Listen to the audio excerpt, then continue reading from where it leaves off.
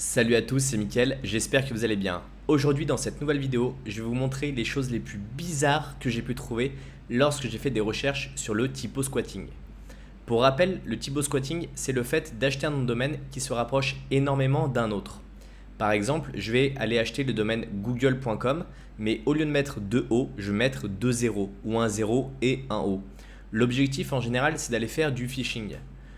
Les personnes, elles vont utiliser des caractères qui sont souvent d'autres langues pour se rapprocher au maximum de l'aspect visuel. C'est ce qu'on va appeler des homoglyphes.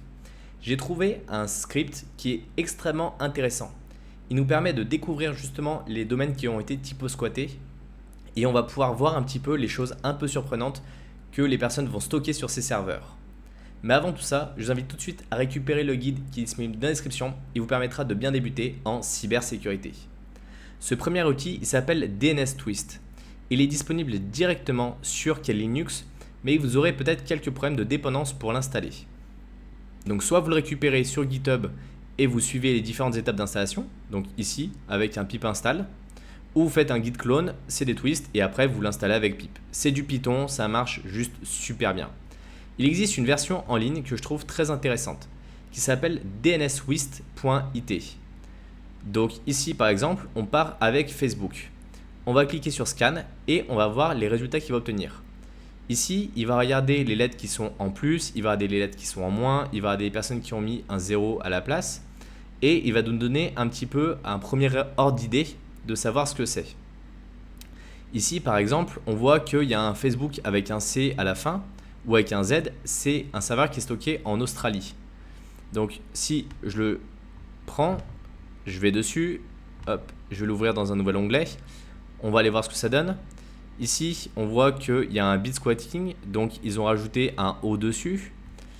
On a là des serveurs qui ne marchent pas. Quand ils vous mettent des petites bulles rouges comme ça, ça ne marche pas.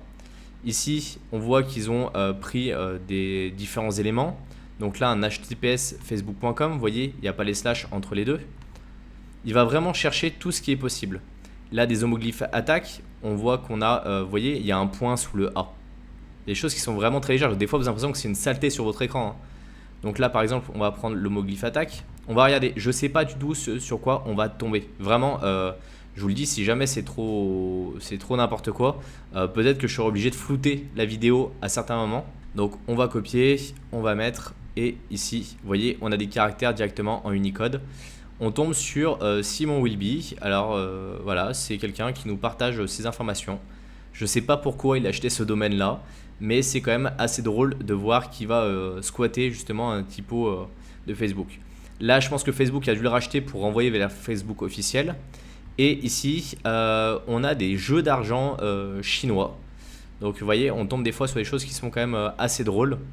Après, voilà, comme je vous le dis, on peut vraiment tomber sur tout et n'importe quoi. Là, on a quelques informations, vous voyez, facebook.com. On va aller chercher, hop.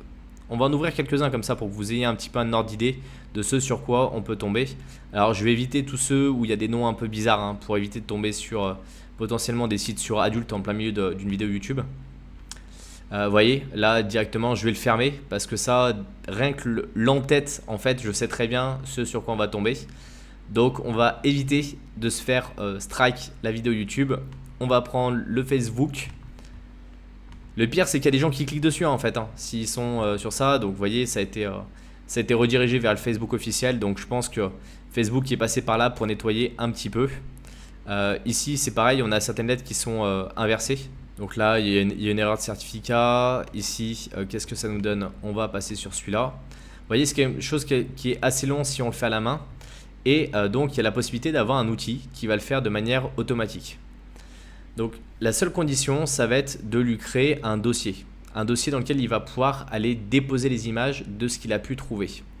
Donc ici, on va par exemple aller faire un dossier qu'on va appeler Google OS pour Google Overshell, c'est juste moi qui le crée comme ça.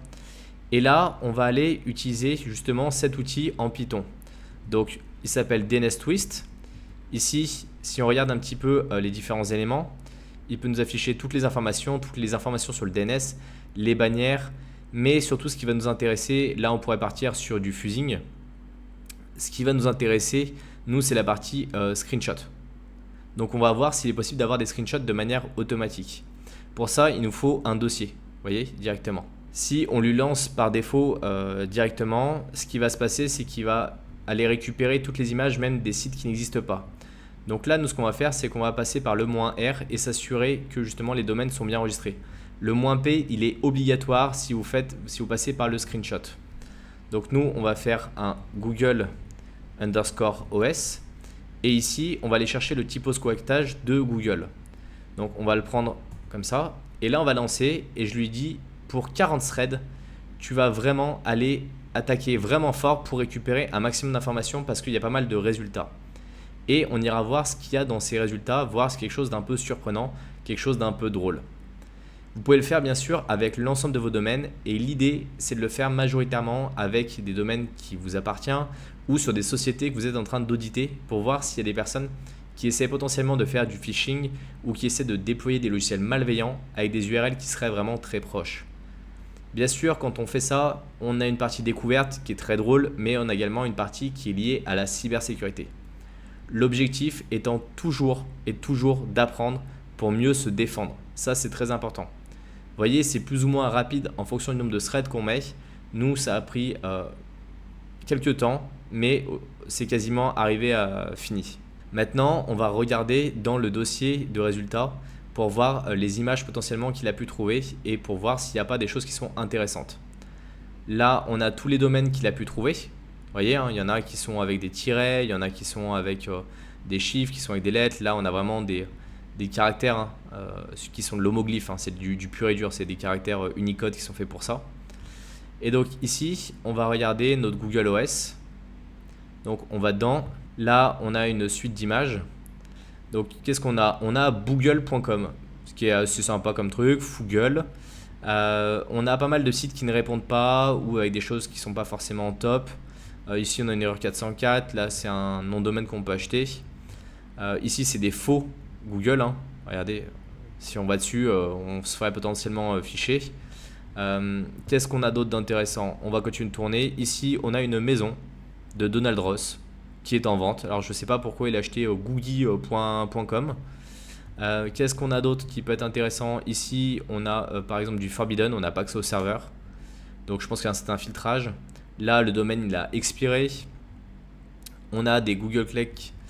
Vous voyez, on peut arriver à passer et on peut aller voir un petit peu ce qu'il y a d'intéressant. Je fais défiler rapidement. Là, c'est du mandarin. On a pas mal de sites en mandarin. On a un truc qui est très drôle. Regardez, phishinglive.com. Alors ici, ce qu'on va faire, c'est qu'on va aller directement sur ce site-là pour voir ce que ça donne. C'est Google Q1. Alors, hop, on va récupérer ici. Et ça ressemble. Et là, on se retrouve sur un APK. Je suis quasi sûr que si on le télécharge et qu'on met dans un virus total, il est vérolé. Donc là, on va le récupérer. On va aller jusqu'au bout de l'expérience. Virus total. Et on va aller voir justement ce qu'il y a dans cet APK. Comme ça, au pire, si jamais c'est malveillant, au moins, ils se feront arrêter. C'est l'avantage. Ici, on a l'APK. Hop, c'est parti. Il check le hash. Ça a été envoyé. C'est pas malveillant. Je suis vraiment surpris parce que là, comme ça, un jeu qui est un peu pourri, qui est sur un store alternatif, qui est un truc qui est vraiment moisi. Je suis surpris où c'est qu'à l'intérieur, il doit y avoir plein de choses qui sont vérolées. Donc bon, voilà, ça fait partie des petites perles sur lesquelles potentiellement on peut tomber. Moi, ça me fait quand même beaucoup rigoler. Qu'est-ce qu'il y a d'autre sur lesquels on va tomber? Alors hop, on prend un peu de temps pour finir notre dossier. Là, il y a un problème de connexion à la base de données. Donc, il y a un site qui s'appelle Baboogle. Voir ce que c'est ce site-là. Il y a pas mal de sites qui mettent du temps à répondre. Donc, je pense qu'il faudrait le lancer plusieurs fois pour arriver à récupérer toutes les images. Mais là, l'idée, c'était de tomber sur un truc qui était un peu cool assez rapidement.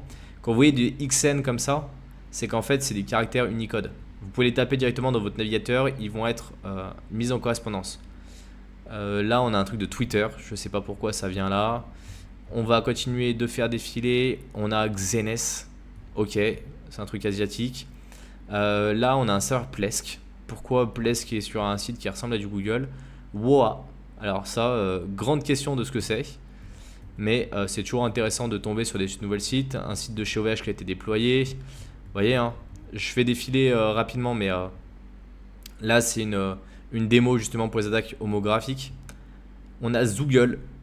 Alors ça, Zoogle, ça mérite d'être regardé. Alors c'est sur c'est sur zoogle.com. Alors zoogle.com, je pense qu'il faut aller voir. Ça va être assez drôle, zoogle.com. Ici, on check. Zoogle, Zoological Global Learning Experience. On a même droit à une petite vidéo pour éviter que vous soyez pollué par justement ça. Vous voyez, on a vraiment de tout, hein. Voilà. Et donc l'idée, c'est de s'amuser un petit peu avec ça, voir ce qui en ressort. Et dites-moi en commentaire, vous, les choses sur lesquelles vous êtes potentiellement tombé, qu'on puisse rigoler un petit peu ensemble sur tout ce qui est homoglyphe attaque. J'espère en tout cas que vous avez aimé cette vidéo, que vous ne connaissiez pas forcément ces outils-là. Moi, je me suis bien amusé en tout cas. Pensez à mettre un like, pensez à vous abonner et on se retrouve dans une prochaine vidéo YouTube. À la prochaine!